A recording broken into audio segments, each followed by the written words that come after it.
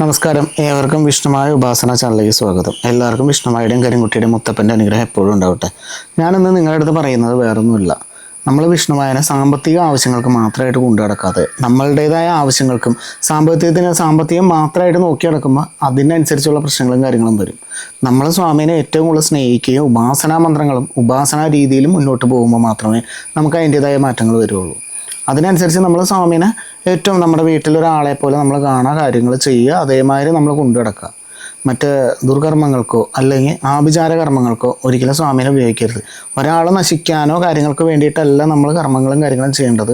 നമുക്ക് സാമ്പത്തികത്തിൻ്റെ പ്രശ്നങ്ങളാണെങ്കിലും നമ്മൾ സ്വാമിയുടെ അടുത്ത് പറയണം, സ്വാമി എനിക്ക് സാമ്പത്തികം എന്ന് പറഞ്ഞു കഴിഞ്ഞിട്ടുണ്ടെങ്കിൽ കാര്യമില്ല. അത് സ്വാമിക്കറിയാം നമുക്ക് എപ്പോഴാണ് എന്തൊക്കെയാണ് സ്വാമി തരേണ്ടതെന്ന് സ്വാമിക്ക് കൃത്യമായിട്ട് അറിയാം. നമ്മൾ നമ്മുടെ പ്രാർത്ഥനയായിട്ട് പറയാം. ഒരിക്കലും നമ്മൾ എന്താ പറയുക, സ്വാമിയുടെ അടുത്ത് ഇങ്ങനെ പറയാം എനിക്കിത് വേണം അത് വേണം എന്ന് പറഞ്ഞിട്ടുണ്ടെങ്കിൽ അതേമാതിരി അല്ല നമ്മൾ പറയേണ്ടത്. എപ്പോഴും നമ്മൾ എളിമയോടുകൂടി സ്വാമിയുടെ അടുത്ത് നിൽക്കുക, മനസ്സറിഞ്ഞ് പ്രാർത്ഥിക്കുക. ആ മനസ്സിലുള്ള പ്രാർത്ഥന നമ്മൾ സ്വാമിയുടെ അടുത്ത് നമ്മൾ പ്രാർത്ഥിക്കുന്നതനുസരിച്ച് യഥാശക്തി നമ്മൾ ചെയ്യുമ്പോൾ അതിനനുസരിച്ച് മാറ്റങ്ങളുണ്ടാവും. കർമാദി കാര്യങ്ങളും മറ്റുള്ളതും ചെയ്യുമ്പോഴെന്ന പോലെയല്ല. നമുക്കൊരു പ്രശ്നം വന്നേക്കണം, സാമ്പത്തിക പ്രശ്നമാണ്, അതാണ് അങ്ങനെ ഒരു പ്രശ്നം വന്നു, ഇത് വന്നു എന്ന് പറയുമ്പോൾ ഏത് രീതിയിലുള്ള പ്രശ്നങ്ങൾ വന്നാലും നമ്മൾ സ്വാമിയുടെ അടുത്ത് പറയാം. സാമ്പത്തികമായിട്ട് പ്രശ്നങ്ങൾ വരുമ്പോൾ നമ്മൾ ആദ്യം സ്വാമിയുടെ അടുത്ത് പറയേണ്ട കാര്യങ്ങൾ വേറെ ഒന്നുമില്ല. സ്വാമി എൻ്റെ അവസ്ഥയും കാര്യങ്ങളും ഇങ്ങനെയാണ്, ഒരു ബിസിനസ്സാണ്, ആ ബിസിനസ്സിൽ ഇങ്ങനെ പ്രശ്നങ്ങളും കാര്യങ്ങളാണ്. സ്വാമി തന്നെ വന്ന് കൂടെ നിന്ന് എൻ്റെ കാര്യങ്ങൾ എനിക്കൊന്ന് നടത്തിത്താ. ഇങ്ങനെ നമ്മൾ പറഞ്ഞ് നമ്മൾ അതിനനുസരിച്ചുള്ള കാര്യങ്ങൾ ചെയ്ത് നോക്കിയാൽ നമുക്ക് അതിൻ്റേതായ മാറ്റങ്ങൾ വരും. സാമ്പത്തികവും കാര്യങ്ങൾക്കായിട്ട് മാത്രം സ്വാമീനെ സാമ്പത്തിക കാര്യങ്ങൾക്ക് മാത്രമായിട്ട് ഉപയോഗിക്കരുത്. ഒരു കാരണവശാലും നമ്മൾ സ്വാമീനെ സാമ്പത്തികമായിട്ട് ഉപയോഗിക്കരുത്. അല്ലാത്ത രീതിയിൽ നമ്മൾ എന്താ പറയുക, അപേക്ഷയായിട്ട് നമ്മൾ സ്വാമിയുടെ അടുത്ത് പ്രാർത്ഥിക്കുക. അപേക്ഷിച്ച് പ്രാർത്ഥിക്കുന്നതിന് ഒരിക്കലും സ്വാമി കൈവിടില്ല. സ്വാമി അതിനനുസരിച്ചുള്ള മാറ്റങ്ങൾ ചെയ്തു തരും. അതേമാതിരി തന്നെയാണ് നമ്മൾ മറ്റുള്ള വഴിപാടും കാര്യങ്ങളും കൂടി യഥാശക്തി ചെയ്യുമ്പോൾ മാത്രമേ അതിനൊരു പൂർണ്ണത വന്നുള്ളൂ. അല്ലാതെ സാമ്പത്തികം മാത്രം എന്ന് പറഞ്ഞുകൊണ്ട് സ്വാമി എന്ന് പറഞ്ഞുകൊണ്ട് നിന്നിട്ടും കാര്യമില്ല. നമുക്ക് അല്ലാതെയും പ്രശ്നങ്ങളുണ്ടെങ്കിൽ ആ പ്രശ്നത്തിനുള്ള പരിഹാരങ്ങളും കൂടി നമ്മൾ ചെയ്ത് അതിനനുസരിച്ചുള്ള കാര്യങ്ങൾ ചെയ്യുമ്പോൾ അതിൻ്റേതായ മാറ്റങ്ങളുണ്ടാവും. ഓരോ മന്ത്രങ്ങൾ ചെയ്യുമ്പോഴും അത് ഏത് രീതിയിലുള്ള മന്ത്രങ്ങൾ ചെയ്യുമ്പോഴും അതിനനുസരിച്ച് നമ്മൾ മനസ്സറിഞ്ഞ് പ്രാർത്ഥിക്കുക. എന്താണ് നമ്മൾ ഉദ്ദേശിക്കുന്നത് ആ രീതിക്കുള്ള മാറ്റങ്ങളാണ് നമുക്ക് വേണ്ടത്. നമ്മുടെ ആവശ്യങ്ങൾ എന്താണെന്ന് ഭഗവാന് നന്നായിട്ട് അറിയാം. നമ്മൾ പ്രാർത്ഥിച്ച് തുടങ്ങുമ്പോൾ തന്നെ ഭഗവാൻ അതറിയാം. ഭഗവാൻ അത് നടത്തി തരാത്തതല്ല, അതിന് എന്തെങ്കിലും തടസ്സവും കാര്യങ്ങളും ഉണ്ടാവും. നമ്മുടെ അടുത്തേക്ക് ആ ശക്തി എത്താതിരിക്കാനായിട്ട് എന്തെങ്കിലും ഒരു കാരണം ഉണ്ടാവും.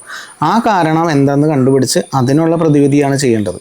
അതങ്ങനെ ചെയ്യുമ്പോൾ മാത്രമേ നമ്മുടെ അടുത്ത് ഭഗവാന് പൂർണ്ണമായിട്ട് എത്താൻ പറ്റുള്ളൂ. എടാ പിടിയെന്നും പറഞ്ഞുകൊണ്ട് എന്താ പറയുക, കൈലാസനാഥൻ കൈലാസനാഥനെ വിളിക്കുകയാണ്, പൊന്നുണ്ണീനെ വിളിച്ച് കഴിഞ്ഞിട്ടുണ്ടെങ്കിൽ പറന്നടിച്ചെത്തും. അതേമാതിരി ഒരു ഭക്തൻ വിളിക്കുന്നത് അല്ലെങ്കിൽ ഒരു ഭക്തനെ ഇങ്ങനെ വിളിക്കുമ്പോൾ ഭക്തൻ്റെ വിളി എന്തായാലും ഭഗവാൻ കേൾക്കുന്നുണ്ട്. പരമേശ്വരൻ വിളിക്കുന്ന മാതിരി അത്രയും ഇതായിട്ട് സ്വാമി എന്തായാലും എത്തില്ല. പക്ഷേ ഒരു ഭക്തനെ സംബന്ധിച്ച് അവന് ഉപാസനയും കാര്യങ്ങളൊക്കെ ഉണ്ടെങ്കിലും അവന് പരീക്ഷണവും കാര്യങ്ങളും ഉണ്ടാവും. ആ പരീക്ഷണങ്ങൾ താണ്ടി അവൻ മുന്നോട്ട് പോകുമ്പോഴേ യഥാശക്തി അവൻ്റെ കാര്യങ്ങൾ നടക്കുള്ളൂ. ഭഗവാനെ വെച്ച സാമ്പത്തിക കാര്യങ്ങൾക്ക് ഉപയോഗിക്കാം, പക്ഷെ അത് ഉപയോഗിക്കേണ്ട രീതിയും കാര്യങ്ങളും ഉണ്ട്. അല്ലാതെ വേറൊന്നിനായിട്ടും നമ്മൾ ഒരിക്കലും ഭഗവാനെ ഒരു ഇതായിട്ടും വിചാരിക്കരുത്. നമ്മുടെ കൂടെ തന്നെ എപ്പോഴും ഉണ്ടാവും. ആ ഭഗവാൻ നമ്മുടെ കൂടെ ഉണ്ടെങ്കിൽ മാത്രമേ നമുക്ക് എല്ലാ കാര്യങ്ങളും നേടിയെടുക്കാൻ പറ്റുള്ളൂ. നമ്മൾ പോകുന്ന വഴിയിൽ ഒരു മുള്ള് കിടക്കുന്നുണ്ടെങ്കിൽ അല്ലെങ്കിൽ നമ്മളെ പോകുന്ന വഴി തടസ്സമാണെന്നുണ്ടെങ്കിൽ അത് ഭഗവാൻ നമുക്ക് കാണിച്ചു തരും. അത് കാണിച്ചു തന്നിട്ടും പിന്നെ നമ്മൾ ആ വഴിക്ക് പോകണമെന്നുണ്ടെങ്കിൽ അത് ഭഗവാന്റെ കുറ്റമല്ല, അത് നമ്മളുടെ കുറ്റം മാത്രമാണത്. പോകരുതെന്നുള്ളതിന് എന്തെങ്കിലും അടയാളം നമുക്ക് കാണിച്ചു തരും. ഇന്നത് ചെയ്യണ്ട, അത് ചെയ്താൽ ശരിയാവില്ലെന്ന് ഭഗവാൻ കാണിച്ചു തരും. പിന്നെയൊക്കെ മനുഷ്യൻ്റെ എടുത്തിയാട്ടമാണ്. എല്ലാവർക്കും ഉള്ളൊരിതാണ് എടുത്തിയാട്ടം. ആ എടുത്തിയാട്ടം വെച്ചാണ് പലതും സംഭവിക്കുന്നത്. രണ്ടാമതുള്ള ആർത്തി. എന്ത് കിട്ടിയാലും, ധനം, സമ്പത്ത് എത്ര കിട്ടിയാലും മതിയാവാത്തൊരു സാധനം. അതിൽ അന്നം മാത്രമേ ഉള്ളൂ. ആഹാരം കഴിച്ച് തീർന്നു കഴിഞ്ഞിട്ടുണ്ടെങ്കിൽ മതി എന്ന് പറയുന്നത്. പക്ഷെ സമ്പത്ത് അങ്ങനെയല്ല. നമുക്ക് എത്രത്തോളം കിട്ടിയാലും കിട്ടിക്കൊണ്ടിരിക്കുമ്പോഴും പിന്നെയും വേണം. സ്ഥലങ്ങൾ മേടിക്കണം, സമ്പത്ത് കൂട്ടണം, ഇതിനൊക്കെ നമുക്ക് ഭയങ്കര ആർത്തിയാണ്. ആർത്തിയും കാര്യങ്ങളും മാത്രം പോരാ, നമ്മൾ ഉണ്ടാക്കുന്നത് നമുക്ക് നിലനിന്ന് കിട്ടണമെന്നുണ്ടെങ്കിൽ അതിനനുസരിച്ചുള്ള കർമ്മവും കാര്യങ്ങളായിരിക്കണം നമ്മളുടെ.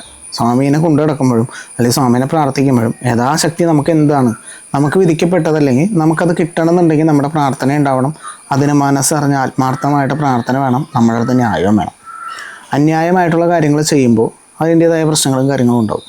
യഥാശക്തി ചെയ്യേണ്ട കർമ്മങ്ങൾ യഥാ രീതിയിൽ നമ്മൾ ചെയ്ത് സ്വാമീനെ വിളിച്ചു കഴിഞ്ഞിട്ടുണ്ടെങ്കിൽ സ്വാമി എപ്പോഴും ഉണ്ടാവും, എല്ലാവരെയും കൂടെ ഉണ്ടാവും. അതെന്തായാലും സ്വാമീനെ വിശ്വസിക്കുന്ന ഏവർക്കും വിശ്വസിക്കാവുന്ന കാര്യങ്ങളാണ്. ഓം ശ്രീ വിഷ്ണുമായ നമഃ. കരിങ്കുട്ടിച്ചാത്ത ഗുരുത്തമ്മമാരുടെ അനുഗ്രഹം എല്ലാവർക്കും ഉണ്ടാവട്ടെ.